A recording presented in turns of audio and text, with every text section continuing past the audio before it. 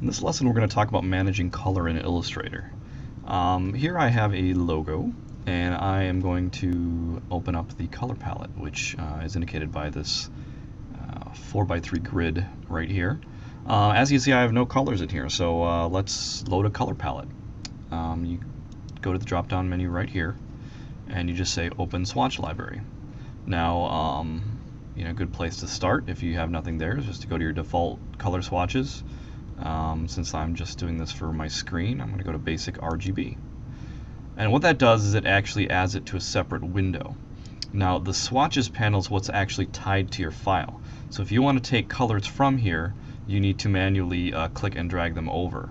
Or if there's a folder available, you can click and drag the whole folder. If there isn't a folder available, you're just going to have to kind of go through, click and drag your color files over here. You can organize them, though. You can actually just create a new color group and rename it what you'd like, and you can actually just add those colors to whichever color group you want. Now you can also import a color palette from an existing Illustrator file. So let us just go to Open Swatch Library and Other Library. And I'm going to navigate to this other project I'm working on, and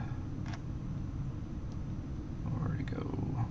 Right there, and click Open. Now you can see it opened up. Just like it did the other one, it opened up in a separate window. Let's give it a better view here, and it's in a folder. So I'm just going to click and drag that over. So now that those colors are actually tied to this document. The way this works, now that I have the colors that I'd like, I can actually make a selection and just click on the color, and it will change it to that color. To add colors, or the same thing will apply to your stroke. You just gotta have to make sure you have the stroke selected. And I can go back to my color palette. Let's say I want to add a yellow stroke to this. I'll open up the stroke window to kind of bulk it up so you can see it. That's a little much. And now you can see that actually puts the stroke in front of the fill.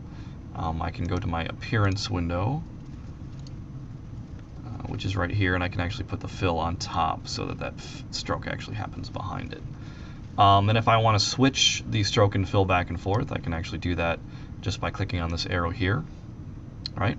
If I want to remove the stroke altogether, I can just select the stroke and click this red slash here, and it will remove the stroke. Now, if you have a rather complex logo and you want to change color to multiple objects, so all of these letters are the same color green. So if I select one and go to select same, and I have a lot of options here, but I'm just going to go to fill color because that's what I want.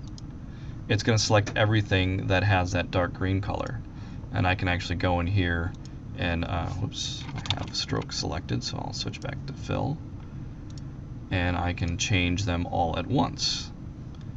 Now this isn't quite the same color. I believe I screwed that up when I was messing with it earlier.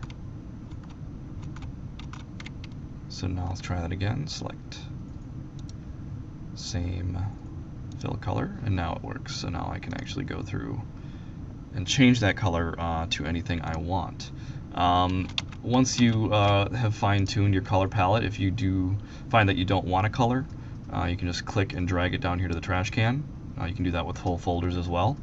If you find a new color, let's just make a color that I like.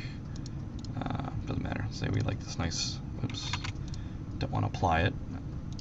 So make sure you don't have anything selected if you're just playing with the colors. I can actually just click the fill over here and just drag it in here, and it'll add it.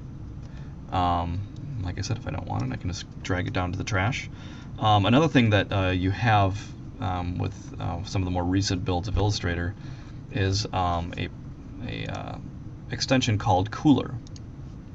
Now what Cooler is, it used to be, well it still is a great website where users submit 5 color palettes, 5 color palettes. which people vote on, and you can look at them by popularity. But now there's a plugin, an extension where you can actually view these colors in Illustrator.